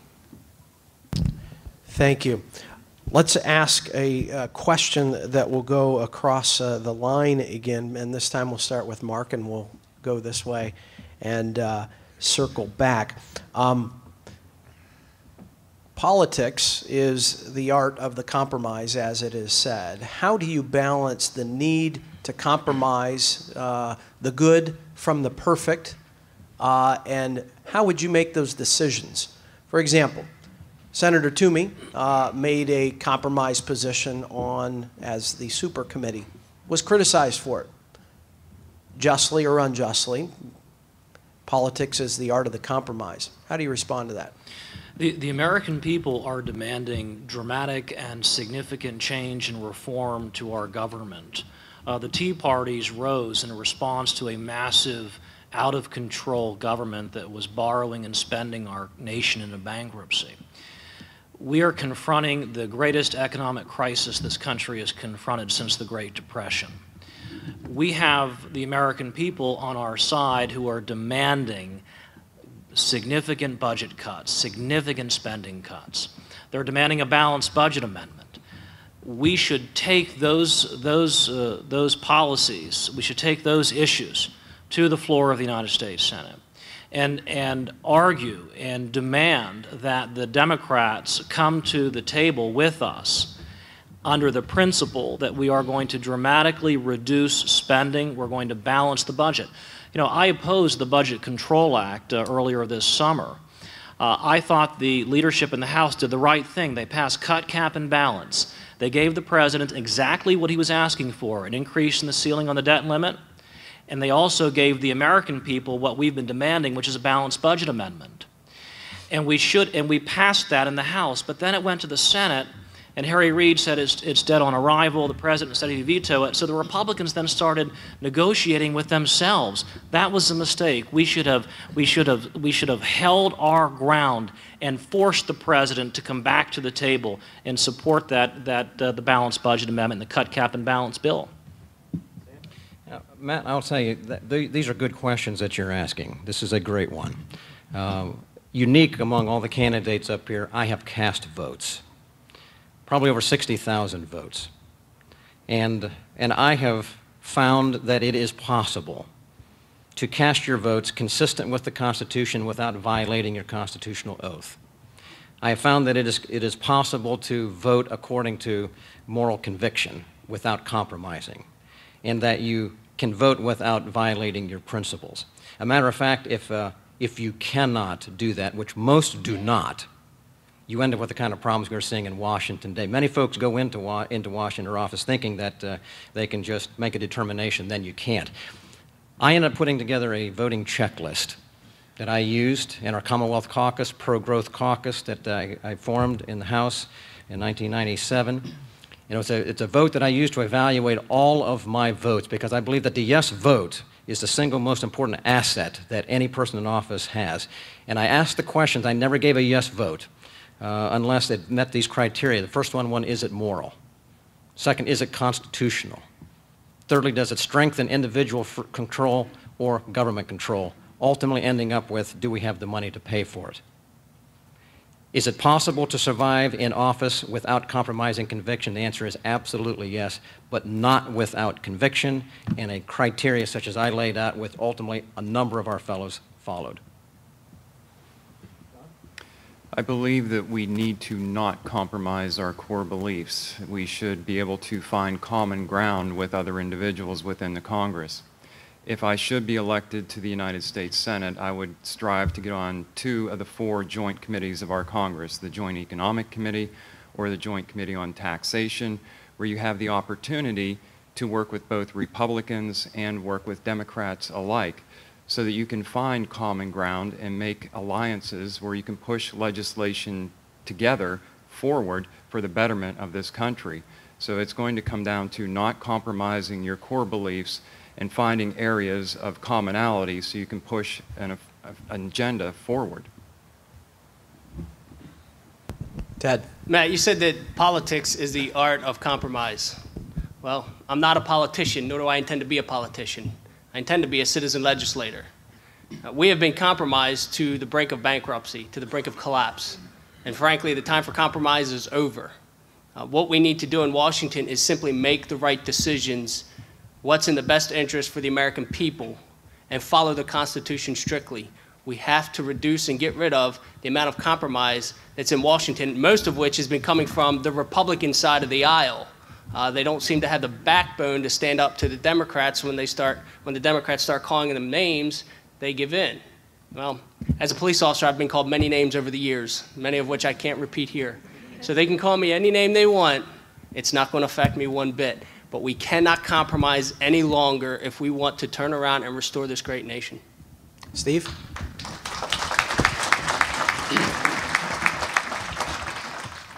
This president's about to learn a really important lesson, which is you cannot jam policy down people's throats. Obamacare is going to get repealed one way or another, and it's because he didn't listen. He just said, this is what we're going to do, and he forced it down people's throats. The best way to achieve your objectives long term is to win the hearts and minds of people. And I think as a party, we need to focus areas where there's broad political appeal. And I'll start with the most important to making us a competitive in the global environment. Our tax code is taller than my daughter. I'm a reasonably intelligent individual. I will tell you, I couldn't figure out my own taxes right now if my life depended on it. It is a problem. It is making us uncompetitive in a global economy. You know, this president also misses one really important fact. I think he thinks that America doesn't like success. I will tell you, we love success in this country. We absolutely love it. I have never had anybody get upset because I've been successful, because they believe it's based on merit. We love when the person has the best product, the best idea, the best service in the marketplace. When that person wins, we love it. But there is a feeling, and there's some justification to it, that our tax code right now is distorting that. When you see GE paying 0% taxes, and you see the small business owner in York County paying more than 0%, it's clear that this government is out of control, because GE has a team of lobbyists that are able to get corporate welfare for them, and that has to come to an end. And I'll tell you, Pat Toomey did a great job. What he proposed was getting rid of that corporate welfare, getting rid of those loopholes that are benefiting the few at the expense of many, and I don't think that was a failure. I think that was a success. Joe. Okay, I'm going to answer this one. When you're right, you never give an inch. When you start giving an inch, then you lose. This country was based, the government and everything, on dissent. Okay, the lifeblood of democracy. And when you come in there with dissent and you argue, that's what it's all about. You get people in there that just, when you got something in your head, you stick to it. You don't give an inch. And it's just, I don't know, I'll get my point across. I don't know how to put it in words over here. Kind of caught me on that one. I guess one of them Pari brain freezes right now. I know what I want to say, but oops. But when you do get the two parties together and they agree, and you get more legislation, they agree. When they start agreeing, then the people have lost. Thank you, Joe. Tom. Compromise. One cannot compromise their core values. You cannot do that. And that is what this election, I think, is about. For many, many years, and I would say for the whole of my life, I have been watching this great country slowly go down that progressive road. We are now harvesting the bloom of them seeds 70 years ago. This tonight, people like you, that is how we are not going to have to compromise. As far as I'm concerned, the Republicans and the right establishment were correct. We do not need to concede or compromise because you people like you the whole way across this country, is going to send people to Washington, D.C., so we do not compromise, we actually win. And we can do that, and we will do that. I've ran a business for many, many years. Have I ever compromised? When necessary, but not when my life is on the line. And this country's life, I believe, is on the line. Thank you, Tom. Let's go down the line here. We'll start with Ted and work our way across. Have you limited the number of terms in office if you are elected? If not, why not? And if so, why? I have. I actually agree with Congressman Platts that there should be term limits. I agree with Congressman Platts that 12 years is a reasonable amount of time. Where we part ways is I will self-limit myself. I have agreed to 12 years, and I have been asked, well, how do we hold you accountable to that? How do we know you're not going to run a 7th term and serve another 13th or 14th year? What I have proposed is that once I beat Congressman Platts in the primary, I will sign 200 $1,000 contracts with members of the district that if I were to run that 7th term, I owe you $1,000. And when all 200 people come and collect their money, then I got to pay to serve you in Washington. So either I'm very stupid at that point, or I strongly believe in what I'm going there to do, and I'm willing to pay to go and make a difference for this country. So we have to reduce the number of career politicians in Washington and increase citizen legislators. That's what our founders intended. Yeah, that is a very creative solution. I like that. If you go to welchforpa.com, one of the first things you'll see is term limits. I am a huge supporter of term limits. It is time for structural change in Washington. I have signed the term limit pledge. Maybe I'll take your term limit pledge, which is certainly more strict. But I've signed 2 years for the Senate, or 2 terms, excuse me, for the Senate, and 3 House terms. The problem we have when these guys get down there for too long, I mean, I think most guys go down there and they really have the best of intentions. But the longer they get down there, they just get more and more corrupt. Heritage has some great studies that'll show you, the longer somebody is in Washington, the more they vote for spending. And the more they start trading votes, the more they start using earmarks to achieve their objectives. It is time to finish this. It is time for structural change where we get citizen legislators, people that have done something other than run for office in Washington. That's the only way we're going to make the long-term changes this country needs. Joe. I'm definitely for term limits. I'd like to see 2 terms. Myself, I would just serve 1. And I'd like to do my best in that 1 term, and maybe I could encourage somebody else or educate some people in the way I'm doing it and step down and let somebody else have a chance at it. And go back to fishing and working with my boys. Tom. Joe has some great ideas there. I thought of them a lot myself. I'd just as soon not take on a new career trying to be a United States Senator. I have plenty that I wanted to do at home, but I cannot do that because of where this country is and the future of our children. But on term limits, there's been different people up here today say, well, I'm the only Republican, I'm and all this. Well, as far as term limits, Joe and I are probably the 2 oldest ones up here. And Father Time will take care of our term limits.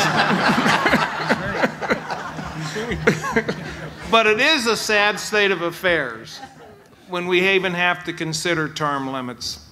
I mean, this country, if we had those farmers and those business people coming to Washington and do the job of the country and go home, the way it was designed to do that would be great.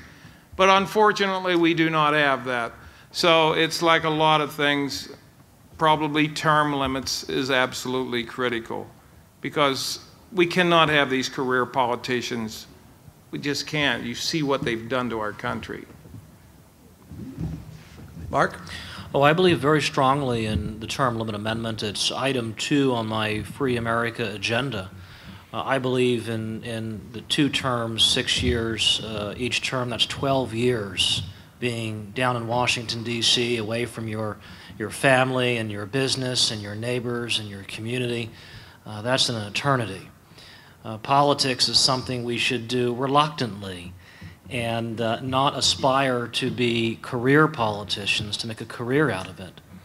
We have to get back to the ideals of our founding fathers who talked about self-government, where we, the citizens, we govern ourselves and we each take our turn. But right now we have a protected class of career politicians who go down there and stay forever because once they get down there, they realize how good it is for them. And they end up wanting to do well. And I know this. I worked in the United States Senate. I spent 7 years of my young adult life immersed in politics. I worked in the executive branch and the legislative branch in both capitals in Harrisburg and in Washington, D.C. And I see what power does to a man. Power tends to corrupt. And once you have it, you want to hold on to it if you're weak. and too many men are weak. We've got to get back to self-government, where we, the people, govern ourselves. Sam? Okay, Matt, my sense is this. After, the only one having been in office before and considering, I have thought much about this. I think it's very clear that our founders did not put in a term limit, but they did intend that those who went there did not stay forever. So that's the reason that we are to elect men and women of integrity and character, so that when they go there, they actually follow their constitutional oath. There's nothing wrong with someone being there 15 years. But there is everything wrong with somebody being there 15 years who is voting unconstitutionally. There's a big difference. As I have evaluated this circumstance, I voluntarily term limited myself and chose not to run again. However, I do see the value of having men and women in office who do have some institutional knowledge and can think back beyond 10 years and tell you what happened. I have found that the greatest change, if it could happen, would be to term limit the chairmanships and term limit the leadership positions in the House and the Senate. They are the ones who destroy the process and determine what or not gets to the floor. A change I would like to see constitutionally, frankly, regarding the Senate, I would like to see a repeal of the amendment that allowed for U.S. senators to be publicly elected. They should be appointed by the states, back like it was, because it was the only way that state sovereignty was protected. John. I don't advocate amending the United States Constitution, but I do say tonight that I would serve no more than 2 terms. When you do get career politicians, they look more toward their own job security than what is best for this nation. We've seen politicians flip-flop on key issues and key votes. George Washington, when asked to serve a 3rd term, said of power, "A fire not to be quenched, it demands a uniform vigilance to prevent its bursting into a flame, lest instead of warming, it should consume." And the power of government is all-consuming. And we need to remember that this is a service to the country, just like military service. And I take a vow tonight that I would serve no more than 2 terms in Senate. Another question with regard to limitations, we'll go back this way, start with you, John. There is a pledge, no tax increase pledge, that, well, some have taken on this. Our current governor has said he will not raise taxes or fees.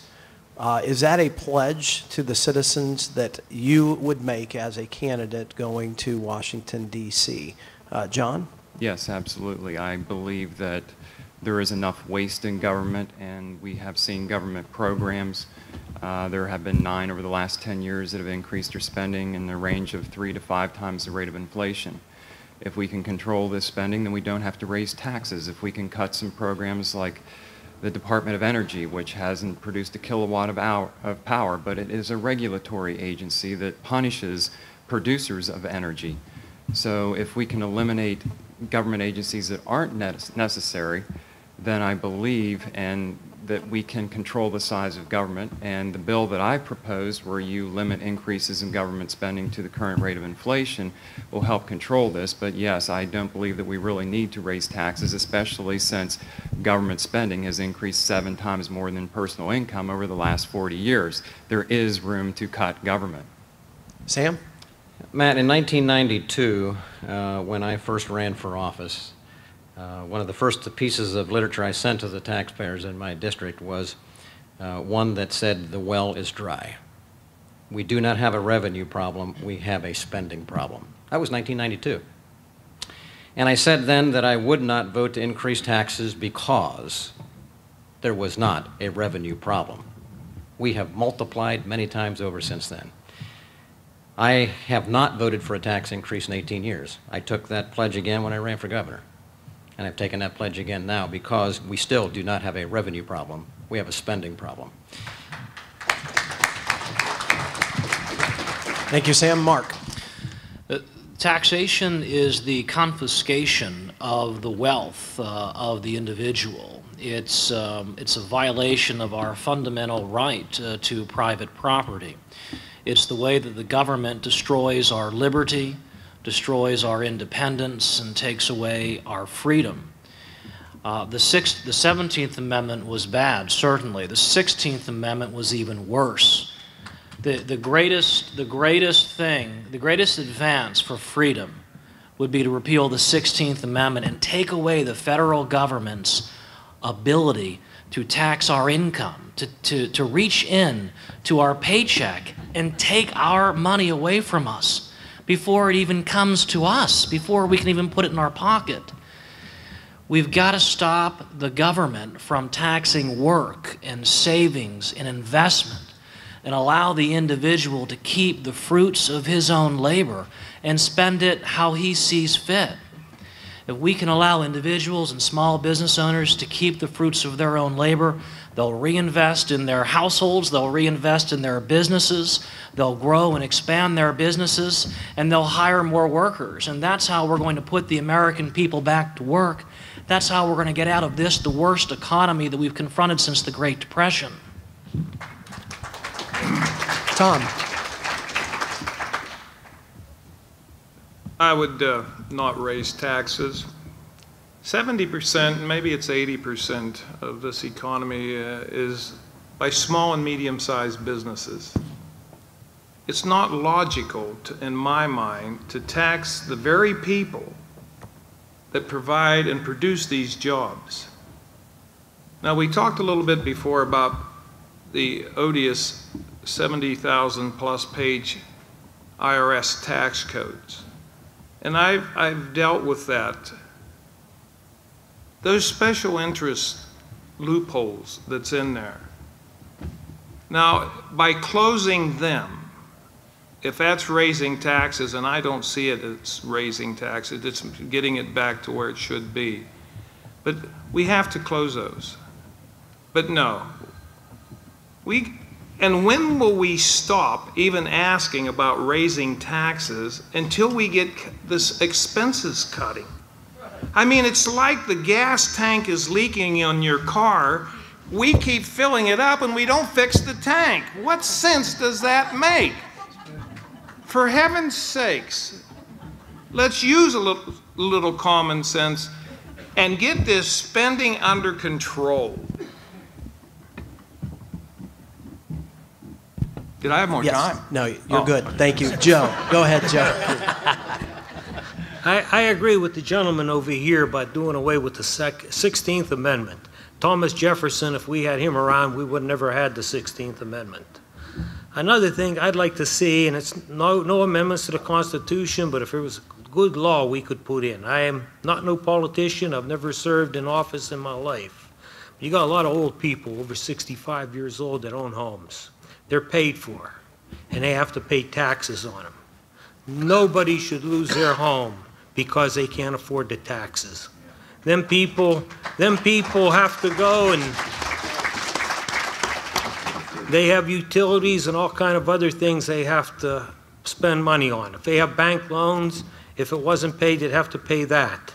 If there was a way they could stay in them homes till they die, then if the heirs don't want them, the government could come in and auction them off and try to get some of their tax money back. But that's a person's castle.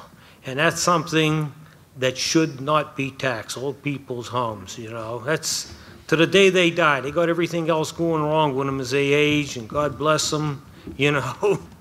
And let's not tax them to death. Let's not rush in it. Thank you. Steve. Historically, the United States, we've had basically the federal government has represented 18 to 20% of GDP. It's been consistent from almost the end of World War II to about 2003.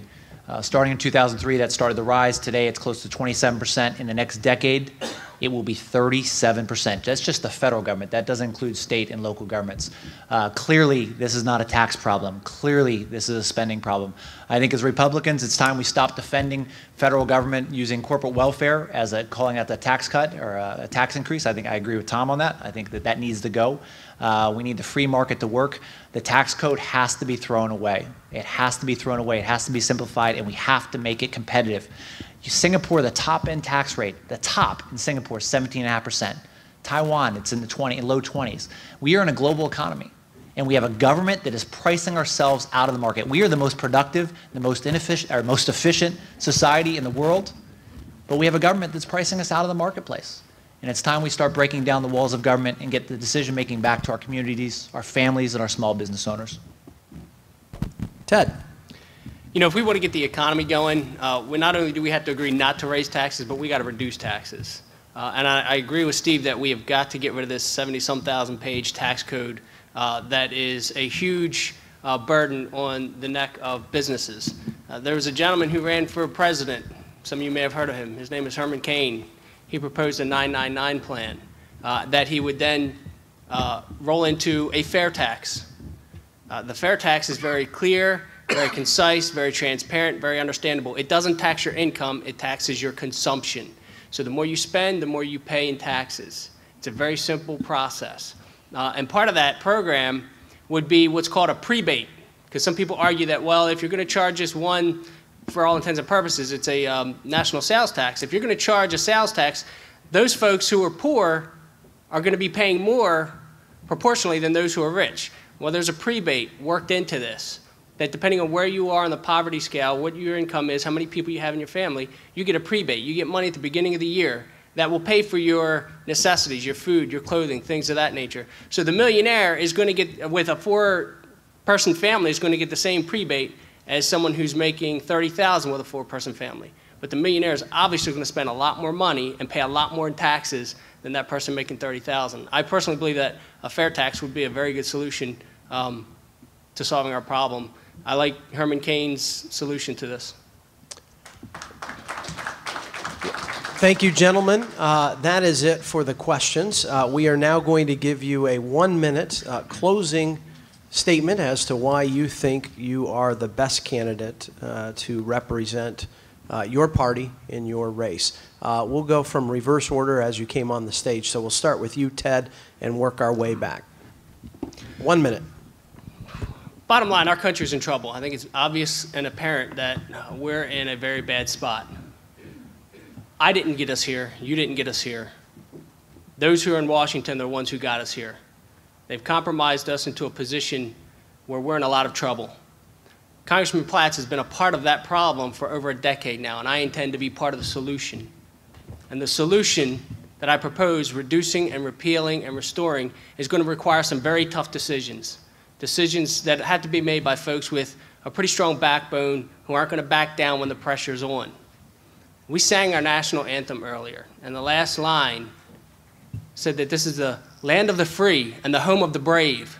Well, if the brave don't step up, this land of the free is going to disappear.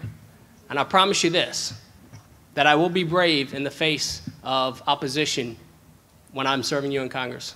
Thank you. God bless you.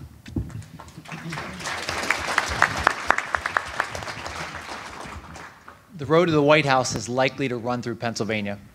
Control of the Senate is likely to run through Pennsylvania. This is the most important state in the country. And we need a candidate that can take the message of the Republican Party, why our values matter, why our values bring value to every American. Somebody that can take it to Casey and say, Bob Casey may have won the gene pool, but that is not a qualification for the United States Senate. Being a rubber stamp for Obama is not leadership. We need a candidate that understands this economy from the ground up and can bring new voters into this process to get new people engaged. Because let's be honest, we start 1 million down from a registration standpoint. This is an uphill battle. Let's not fool ourselves. But it's a battle worth fighting, and I look forward to working with you in the years to come to make sure we get this country back on track. Thank you very much.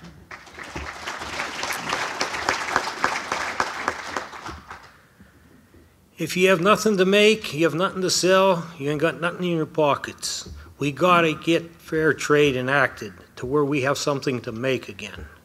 And that's what I want to do. I want to put a big tax on China and all these third, fourth world countries. I want to get GE and all these American companies that abandoned America, pay no income taxes, pay no federal taxes, local taxes. I want to tax them. We're looking for a revenue. That's the way to do it, and it's going to bring the jobs back. We got 3% of the population pay 40% of the taxes. Those are the geese that laid the golden eggs. I don't want to tax them. I want them to work for us. When these jobs start coming back, we're going to put them to work. They're going to hire people. They're going to create jobs. We're going to get this country going like it was when I was a young man. That's the reason I'm here. I want to see this country just like I was when I was young.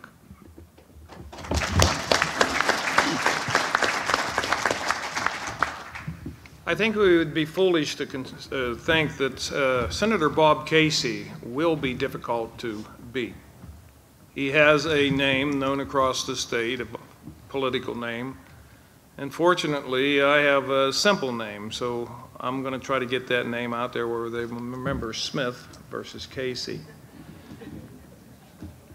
But as I travel this state, and I've been across it several times like everybody up at this table, I firmly believe that what a lot of voters are looking for is that person that has not held political office before, has not even considered it. He just worked his life, but he sees the need. And I think I fill that bill. Thank you. President Obama and Senator Casey are bankrupting our country. They're destroying our liberties, our freedoms, our free enterprise system. We are on the verge of losing the republic. Help me free America from Barack Obama. Help me free Pennsylvania from Robert Casey. Help me free the American people from the burdens of this massive national debt that's bankrupting our country by passing a balanced budget amendment. Help me free us all from the oppression of this federal government by abolishing the IRS, eliminating the tax code, eliminating the government's ability to confiscate our income. Help me free the American people from the burdens of this out-of-control Federal Reserve System by reining in the Fed, stopping it from printing money. And help me free America from this self-imposed moral duty where we have to police the world or make the world safe for democracy or go about fighting for this new world order. That at the end of the day just means more American blood spilt and American treasure spent fighting other people's wars. Help me restore freedom to America. Thank you.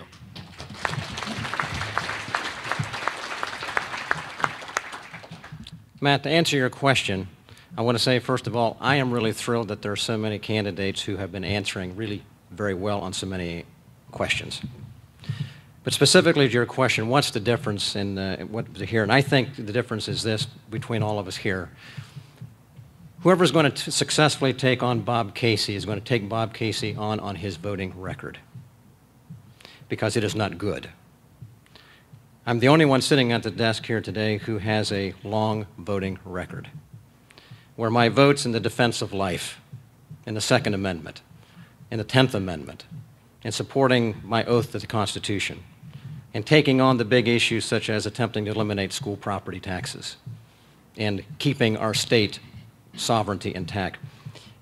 I have a voting history that is clear. I think the people want someone to go to Washington who they can trust, who they know where they've been, and I would say that where I have been is where I will stand in Washington.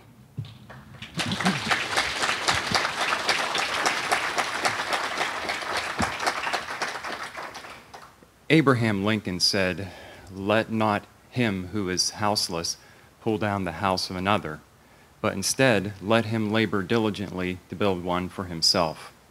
And Lincoln's wisdom is the very essence of the American dream. And it is my goal as a senator to make sure that the American dream is still viable for Americans. I believe we need to control spending and get people back to work. Tonight, I've outlined specific programs that I believe in. If you also believe in these programs, then please consider a vote for John Kensinger, so that together we can work toward a new direction for America's future. Thank you, and may God bless America.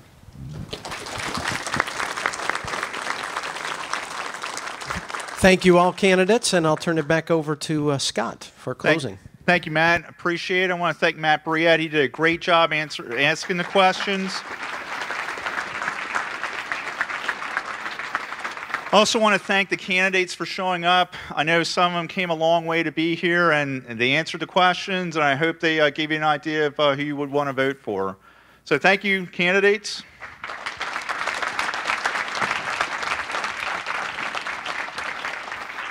I just want to let you know, and we've said this before, that it's not just about you here that have seen this, but it's about telling your friends and telling your relatives and spreading the word.